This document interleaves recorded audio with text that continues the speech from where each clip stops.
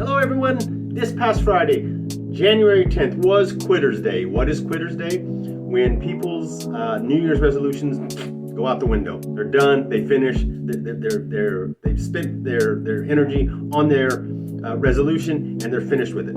We're not finished here, we're just getting started for the new year and we're gonna play some 3D chess. What does that mean? We'll tell you next, because Government starts right now.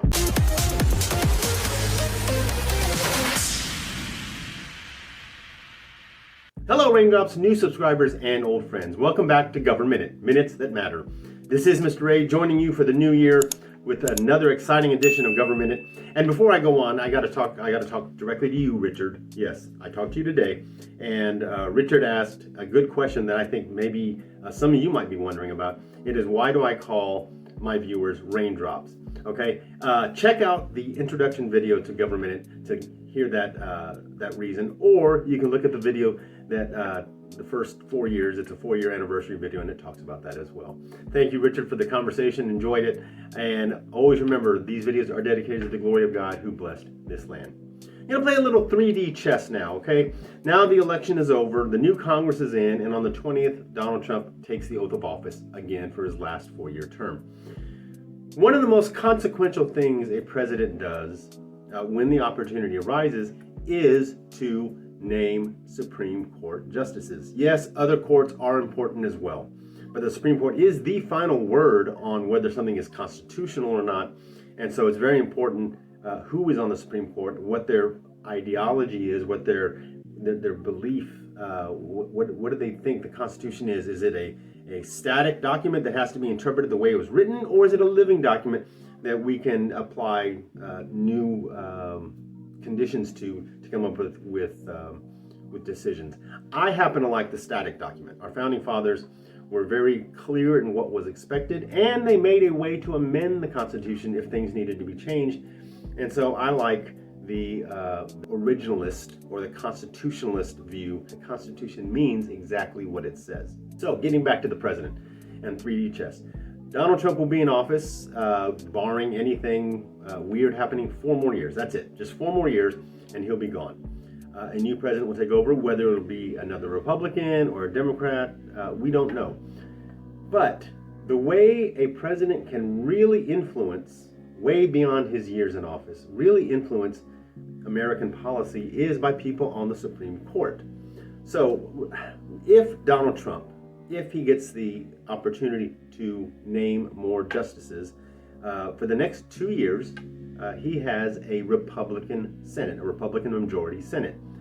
Remember, all Supreme Court justices have to be approved by the Senate, and so it's very important, if any vacancies happen, that they happen in the first 2 years. For sure, we know we have a Republican Senate to okay them. We don't know after the midterm elections what will happen. So if anything's going to happen, the earlier the better. So let me talk about this. I believe, like I said, the Constitution means what it says, and I like justices who believe that as well and rule that way. Donald Trump has set 3 people on the court who are more of that leaning, more strict constructionist, and I like that. I have no doubt that President Trump will name more justices like that if he gets a chance. So here's where the strategy comes in. Before the strategy, we're going to talk about who's on the court now, how long they've been there, etc., and you get to meet them and see their faces if you've never seen them before. We're going to go oldest to youngest, all right? I'm assuming that each of these justices will retire at the age of 80. That seems to be, based on my research into Supreme Court justices, that seems to be around kind of where they drop off and they retire. So I'm going to assume 80 will be that age. So here we go, from the oldest to the youngest justices on the Supreme Court as of right now. The age I give will be for this year. Whenever their birthday is, this year is the age they will be. Starting with Clarence Thomas. This year he will be 77 years old, which means he only has 3 years left on the court.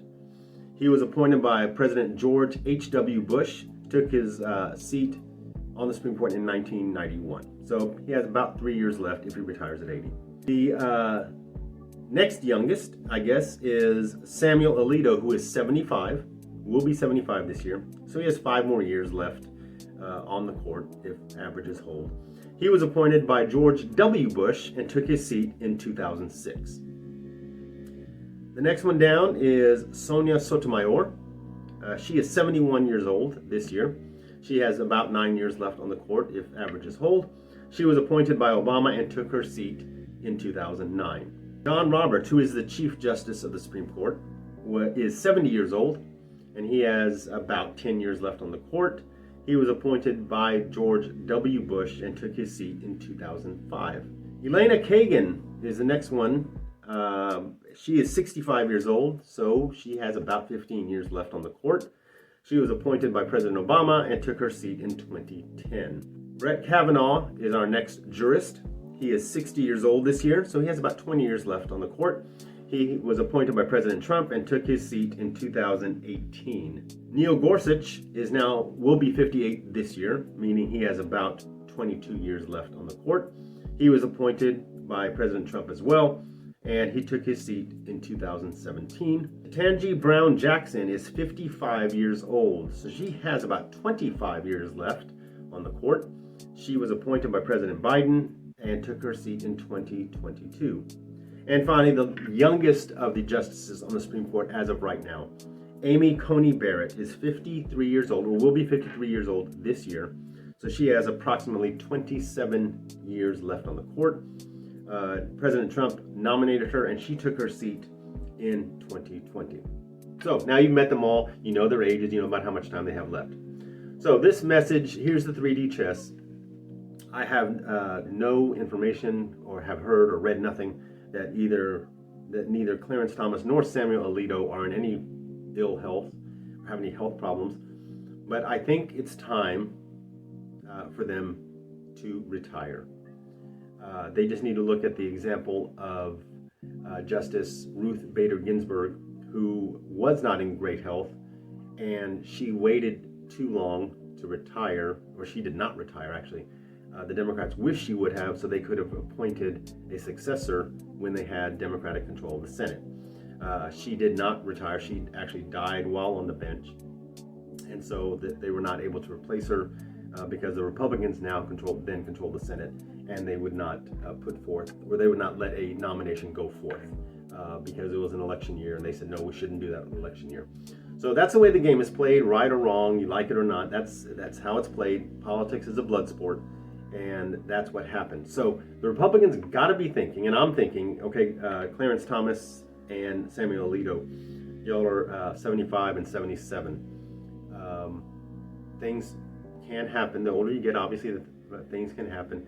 And if you wait more than 2 years to retire, it is possible that the Democrats could control the Senate. Even though Trump will be president, the Democrats could control the Senate, and therefore you might get a nominee, Mr. Thomas, Justice Thomas and Justice Alito. You might get nominees that don't agree with you politically being appointed to the court. So the best way for the Republicans and Clarence Thomas and Samuel Alito, who are two of the most conservative justices on the Supreme Court, the best way to ensure that your seats are filled by conservative constructionists that believe in the text of the Constitution is for you, at the end of this term, perhaps, June, to retire and let President Trump fill your seats with people who think more along the lines of you. According to Axios.com, the most liberal justice of the Supreme Court was Sonia Sotomayor, followed by a little less liberal Elena Kagan, a little less liberal Ketanji Brown Jackson, and finally the least liberal John Roberts as Chief Justice of the Supreme Court, according to Axios. Now, four liberal, I'm putting it as 4 liberal, 4 conservative. So right in the smack dab in the middle, Brett Kavanaugh, who was appointed by Trump in 2018, is the middle. So going from most liberal, so you got Sotomayor, Kagan, Jackson, and then Roberts. Then you have Brett Kavanaugh, and now becoming more conservative, Amy Coney Barrett, followed by Neil Gorsuch, then Clarence Thomas, and finally Samuel Alito. So those are from most liberal to most conservative, according to Axios.com. So it just gives you a brief insight into how the court works and who these people are and what they believe. So Clarence Thomas, Samuel Alito, or anyone who knows them, show them this video.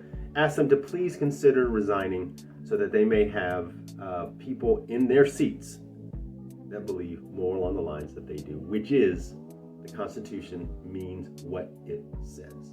Thank you so much for joining us. Hope you paid attention because there will be a test at the next election. This is Mr. A reminding you that we, the people, are the government.